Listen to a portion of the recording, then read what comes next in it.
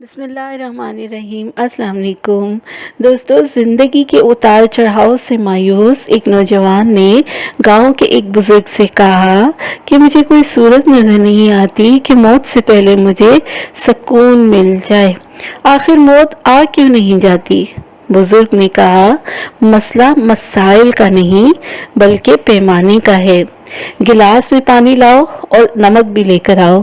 وہ نمک اور پانی لے کر آ گیا۔ نوجوان کا خیال تھا کہ بزرگ نے یہ چیزیں اپنے استعمال کے لیے منگوائی ہیں۔ اس نے ناراضگی کا اظہار کیا اور کہا کہ آپ نے تو میری بات کو سنجیدہ ہی نہیں لیا اور سنی انسنی کر دی۔ بزرگ نے فرمایا، مٹھی میں نمک لو اور گلاس میں ڈال دو۔ وہ بولا، مگر ایسا کرنے سے پانی تو نمکین ہو جائے گا اور پینے کے قابل ہی نہیں رہے گا۔ بزرگ نے کہا کہ میں جو کہہ رہا ہوں وہ کرو اور وقت ضائع مت کرو۔ نوجوان نے کیا کیا کہ مٹھی نمک سے بھری اور پانی میں ڈال دیا سارا کا سارا نمک۔ پھر بزرگ نے اس کو اگلا حکم یہ دیا کہ یہ پانی پی جاؤ۔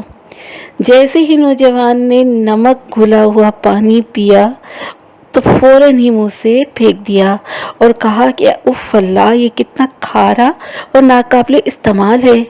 میں نے اپنی زندگی میں پہلے ہی مٹھاس کی کمی پائی ہے، اس پر آپ مجھے اتنا نمکین اور بے مزہ پانی پلا رہے ہیں۔ بزرگ مسکرا دیے اور کہا کہ تم بہت ہی بولتے ہو، نمک کا ڈبہ اٹھاؤ اور میرے پیچھے آ جاؤ۔ دونوں گاؤں کے کنارے جھیل پر پہنچے۔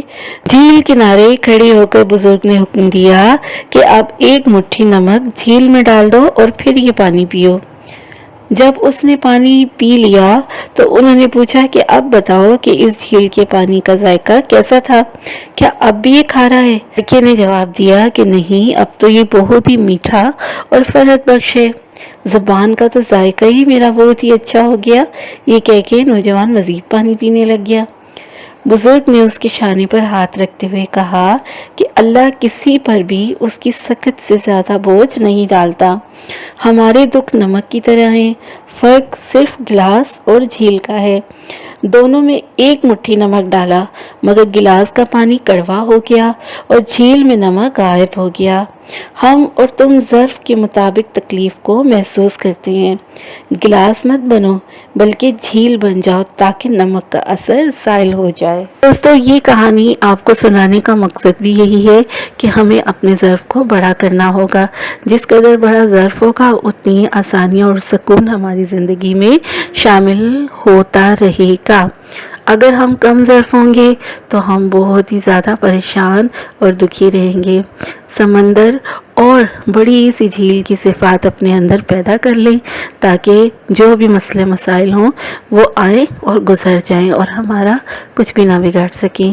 ہم اسی طرح سکون اور خوشی کی زندگی گزارتے رہیں، ہمیں کوئی فرق نہ پڑے۔